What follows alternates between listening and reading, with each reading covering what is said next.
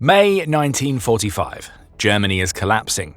Among the endless convoys of surrendering troops, one man simply vanishes, and with him a secret that still haunts history. His name is Hans Kammler, an engineer who built the Reich's most secret weapons. Some said he took his own life, others swore he was captured by the Americans. But behind this mystery lies a darker truth.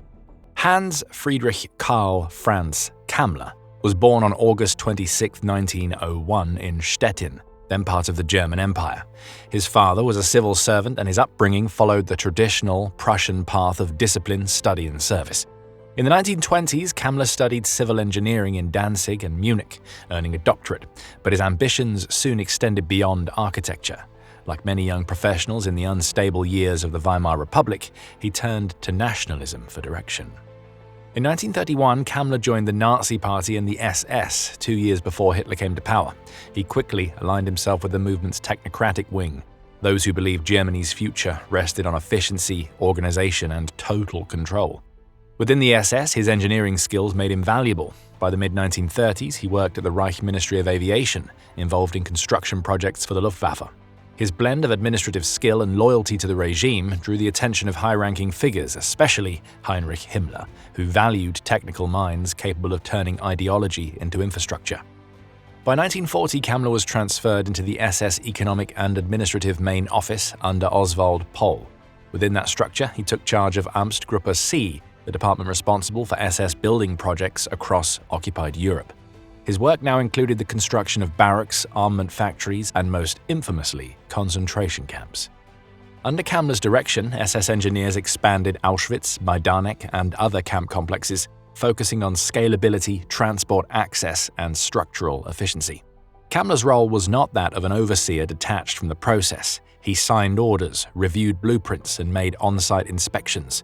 Witnesses later testified that he visited Auschwitz personally in 1942, inspecting the new camp facilities designed to increase the system's capacity. His technical recommendations were implemented quickly, demonstrating both his influence and the regime's trust in him. Within the SS hierarchy, Kammler's authority expanded rapidly. By 1943, he held the rank of SS Brigadeführer, effectively a lieutenant general, and his responsibilities now extended into broader industrial coordination. His relationship with Himmler and Pohl remained transactional. Kammler provided results, and in return, he was shielded from bureaucratic interference. This independence allowed him to maneuver between the SS, military, and industrial circles with unusual freedom. He worked closely with firms like Topfenzonner and Heinkel, blending private expertise with SS oversight.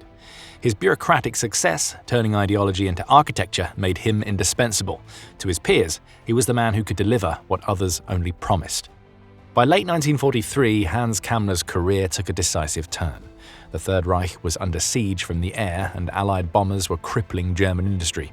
Hitler demanded that production be moved underground, a task requiring both engineering vision and absolute ruthlessness.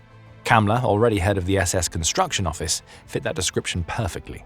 He was appointed to oversee a vast program of subterranean armament facilities, including one that would become infamous, Mittelwerk, hidden within the Harz Mountains near Nordhausen. Mittelwerk was designed to produce the V-2 rocket, Germany's most advanced weapon. On August 19, 1943, after British bombing of the Peenemünde testing site, Kammler took control of the relocation effort.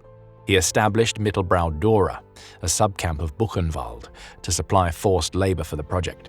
The tunnels of the abandoned Kernstein mine were expanded into a labyrinth of assembly lines, workshops, and storage chambers. The conditions were severe and efficiency-driven, Kammler's signature approach. His background as an engineer merged seamlessly with his SS authority, and production accelerated despite devastating human cost. Kammler now reported directly to both Heinrich Himmler and Albert Speer, the Reich's armaments minister. While Speer managed production targets, Kammler controlled the means, the labor, facilities, and logistics. In 1944, Kammler's influence expanded further with the creation of the Jägerstab, or fighter staff, a special task force coordinating aircraft production. When Allied bombings threatened Germany's aircraft plants, Kammler again proposed underground construction. By September of 1944, his authority extended to nearly every major weapons project, from the V-1 and V-2 rockets to the Me-262 jet fighter. Hitler himself took notice, praising Kammler as one of the few men still capable of delivering miracles. By January 1945, Kammler had become one of the most powerful figures in the collapsing Reich. Hitler appointed him plenipotentiary general for jet aircraft, effectively giving him control over the Luftwaffe's last technological projects, an authority that rivaled even Hermann Göring's. In this role, Kammler coordinated not only the production of the Me-262, but also the logistical relocation of technical staff, research facilities, and sensitive documentation as Allied forces advanced. But his success was double-edged. By concentrating power in his hands, Kammler became a threat to others. Speer later described Kammler as a coldly efficient technocrat, ambitious, disciplined, and increasingly dangerous as the war collapsed. He feared Kammler might use the chaos to bargain with the Allies for his own survival. As Soviet troops closed in from the east and the Western Allies crossed the Rhine, Kammler's empire, rockets, aircraft camps, and factories began to disintegrate. In April 1945, the Third Reich was collapsing. Allied forces pressed from the west, Soviet armies from the east, and cities across Germany lay in ruins. Amidst the chaos, Hans Kammler was still on the move, a man with extraordinary authority, controlling some of the Reich's most advanced weapon programs and the people who built them. But his position had become untenable. Even within the SS, the chain of command had disintegrated. Kammler's subordinates were fleeing, records were being burned, and his empire of secret factories was falling to Allied troops one after another. On April 1, 1945, Kammler reportedly relocated his headquarters to Munich, directing the evacuation of key V2 personnel from central Germany toward Bavaria and Austria. According to surviving telegrams, he was still issuing orders to units at Leitmeritz and Mittelwerk. At the same time, he organized the transfer of scientists like Werner von Braun and Walter Dornberger, whose expertise was now of immense interest to both the Allies and the Soviets. Some historians believe that by this point, Kammler was already positioning himself for survival, less as a fugitive and more as a potential bargaining chip. In mid-April, Kammler held a series of meetings with senior rocket engineers. One of the best documented took place at Oberammergau, a small Bavarian town near the Alps, on April 22, 1945. There he met von Braun, Dornberger, and other Peenemünde veterans to discuss surrendering to the Americans rather than the Soviets. Witnesses later recalled Kammler as calm, pragmatic, and unusually courteous, a man calculating his next move rather than accepting defeat. After that meeting, Kammler's trail grew faint. Reports suggest he traveled south towards Linz, possibly via Salzburg. He was last confirmed in contact with his staff around April 26th, when communications abruptly ceased. Yet on May 7, 1945, a message bearing his signature reached the SS command at Leitmeritz, instructing them to destroy files and evacuate the area. The date is critical. Germany had already begun surrender negotiations. If the telegram was genuine, Kammler was still alive at least 2 days before Germany's official capitulation. Then, nothing. No verified sightings, no captured documents, no confirmed body. Within weeks, rumors filled the void. Some claimed Kammler took his own life near Prague on May 9, 1945, after ordering his driver to leave him alone. Others said he was shot by his own men. Conflicting stories spread, but none could be verified. Still, for the authorities, the story was convenient. Declaring Kammler dead allowed the Allies and post-war German courts to close one more file in a sea of missing names.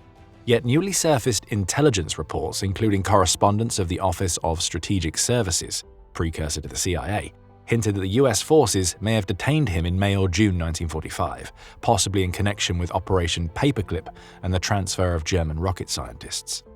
When Germany surrendered days later, Hans Kammler had already vanished, and the search for him was just beginning. In the months that followed, Kammler's name appeared repeatedly in Allied intelligence files. American and British investigators knew exactly who he was. His signature was found on documents tied to armaments, rocket facilities, and the concentration camp system, yet every lead ended in uncertainty. By November 1945, US Brigadier General George MacDonald, head of intelligence for the US Air Force in Europe, ordered a search for Kammler after reports suggested he might already be in American custody. A separate British note referred to a Dr. Hans Kammler SS General, believed to hold detailed knowledge of the V2 production in the Harz region. Despite these efforts, no confirmed record of his arrest or interrogation ever surfaced. In post-war Germany, the matter appeared more settled. Kammler's family, living in Berlin, petitioned a local court to have him declared dead. In September 1948, the Berlin-Charlottenburg District Court ruled that Kammler had died on May 9, 1945. Based primarily on the affidavits of his driver Kurt Preuck and aide Heinz Zeuner. Both claimed he had taken his own life in northern Bohemia shortly after the German surrender.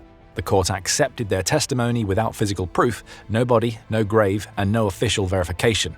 It was a legal closure, not a historical one. But historians have continued to question that conclusion.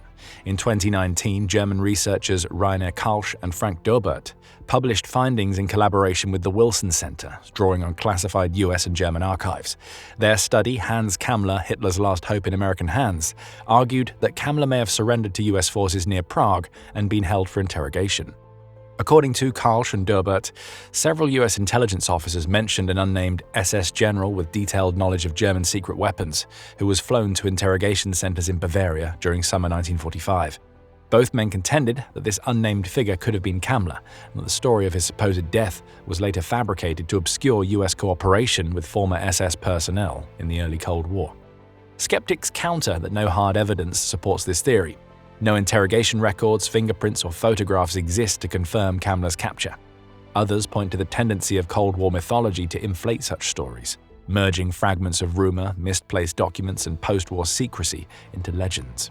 Many historians argue that Kammler's disappearance simply reflected the chaos of 1945. A man with many enemies and little protection likely perished as Germany fell apart. The truth remains elusive, whether Hans Kammler died in Bohemia, was executed by his own men, or vanished into the shadowy world of Allied intelligence. One fact is certain: no official trace of him has ever been found.